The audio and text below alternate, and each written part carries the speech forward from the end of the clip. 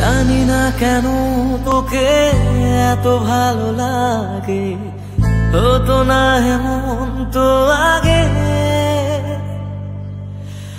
এই সারায় বুঝে নে যা বোঝার আছে, পারবো না বলে বোঝাতে।